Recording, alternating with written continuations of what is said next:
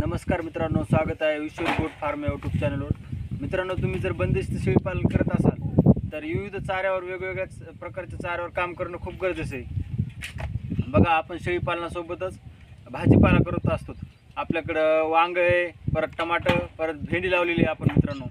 आणि जे या भाजीपाल्यामधून आपल्या शेतातलं, आपल्या स्वतःच्या शेतातलं जे वेस्टेज निघते, म्हणजे बघा हे ओव्हर साईज झालेली वांगी आहेत. बघा, आता याला बाजारामध्ये मार्केटमध्ये काय घेत नाहीत. त्यामुळे आपण काय करायचं मित्रांनो, यांना आपण याला शेळ्या टाकू शकतो. आणि शेळ्या खूप आवडीने खातात मित्रांनो. कारण कसं आहे, एकतर आपलं वेस्टेज खराब पण होत नाही आणि परत आपल्या चाऱ्याची बचत पण होते. तर या बघू शेळ्या वांगे किती आवडीने खातात. बंद कर. ये दाब.